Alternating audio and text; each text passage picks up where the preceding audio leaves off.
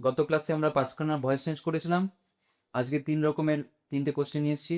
একটা degree change, একটা narration change আর একটা ভয়েস চেঞ্জ। তোমরা এগুলো বেসিক নিয়মগুলো নিশ্চয়ই জানো। ডিগ্রি কী করে চেঞ্জ করতে হয়, ন্যারেশন কী করে চেঞ্জ করতে হয়, ভয়েস কী করে চেঞ্জ করতে হয়। ডিগ্রি 3টে রূপ: পজিটিভ, কম্পারেটিভ, সুপারলেটিভ। এতে দেখো সেন্টেন্সটা বুঝতে হবে। সেন্টেন্স দেখে বুঝতে পারছি সাবজেক্ট ভার্ব যে কোনটা বুঝতে পারলাম। তার মধ্যে প্রিভিয়াস কথাটা আছে, প্রিভিয়াস ইএসটি ফর্ম রয়েছে, মানে এটা রয়েছে সুপারলেটিভ ফর্মে রয়েছে এই অ্যাডজেক্টিভটার। এটা করতে হয়েছে পজিটিভে। পজিটিভ মানে হচ্ছে কি মতামত তুলনা। তাহলে মতামত তুলনা আনতে গেলে আমার কি নিয়ে আসতে হবে? অ্যাজ কথাটা নিয়ে আসতে হবে। আগে এটার মিনিংটাকে বুঝি। Ganga is the cleanest river. Ganga সবচেয়ে পরিষ্কার নদী। ঠিক আছে, পরিষ্কার নয় এটা আমরা জানি সবচেয়ে। যাই হোক, গঙ্গা হচ্ছে সবচেয়ে পরিষ্কার নদী। তো এটাকে সবচেয়ে পরিষ্কার এই কথাটা থেকে আমার মিনিং পরিবর্তন না করে মতামত পজিটিভের যে অ্যাজ ওয়ার্ডটা এটাকে নিয়ে আসতে হবে। কীভাবে করবো? এটার উত্তরটা কীভাবে আসবে বলবে?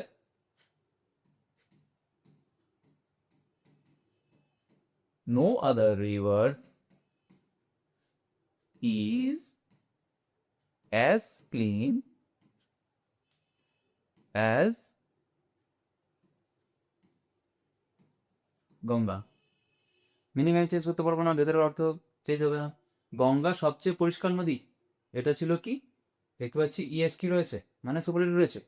পজিটিভে করলাম মানে অ্যাজ নিয়ে আসতে হবে। অ্যাজ নিয়ে আসতে হলে তখন কথাটা মিনিং আমার চেঞ্জ না করে কীভাবে আসবে? No other river is as clean as Ganga.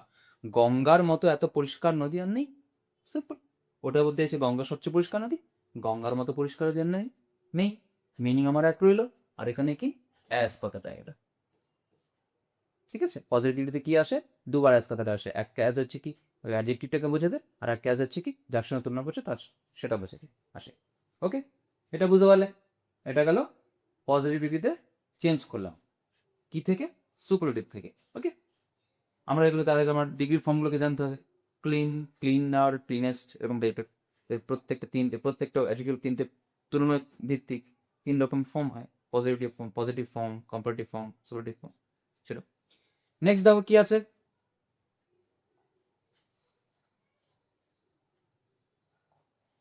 Good bye sir সেই দ্য স্টুডেন্টস। ন্যারেশন চেঞ্জ করতে বলেছে। ন্যারেশন চেঞ্জ আমরা জানি, বেসিক নিয়মগুলো তোমরা জানো। ন্যারেশন চেঞ্জ মানে কি? কারো কোনো ব্যক্তিগত উক্তি নিজের ভাষায় বলা। কারো কোনো ব্যক্তিগত উক্তি নিজের মতন করে নিজের ভাষায় বলা, তাকে উদ্দেশ্য করি বা তাকে বিনোদ করি।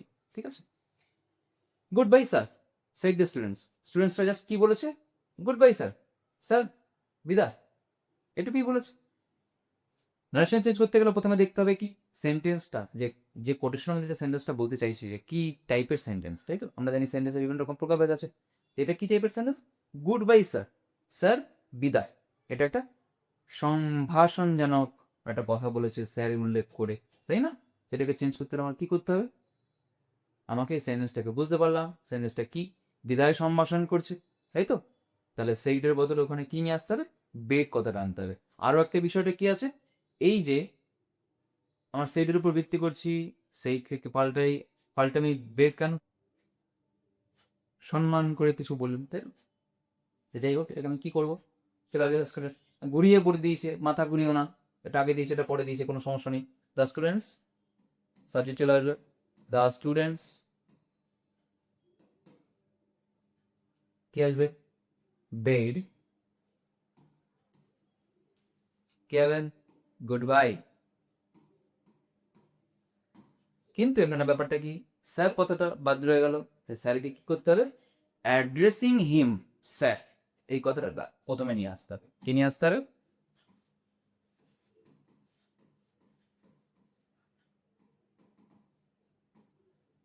Addressing him as sir.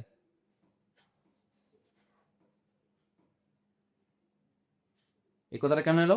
স্যারকে উদ্দেশ্য করে বলার জন্য, স্যার হিসেবে বলার জন্য। অ্যাড্রেসিং হিম অ্যাজ স্যার, তাকে স্যার সম্বোধন করে দ্যাট স্টুডেন্টস বে গুড বাই, ছাত্ররা তাকে বিদায় জানাবো।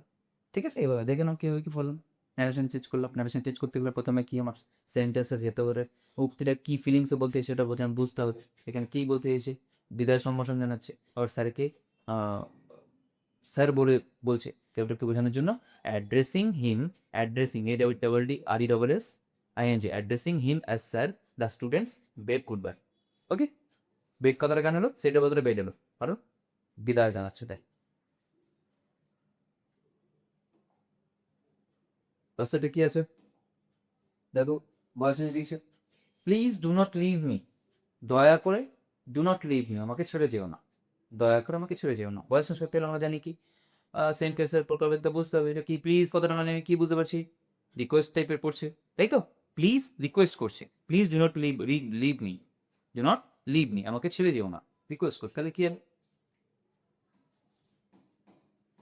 You are requested not to leave me, not to, do not কথাটা আছে, নট টু ওই জন্য আসবে, প্রথমে যদি রিকোয়েস্টেড টু হতো তাহলে কি নট কথাটা ডবল ডবল করে আনতে পারতাম না, you are requested not to leave me. Okay, যদি সিম্পল আসতো লিভ মি তাহলে কি আসতো, you are requested to leave me আসতো, ঠিক আছে।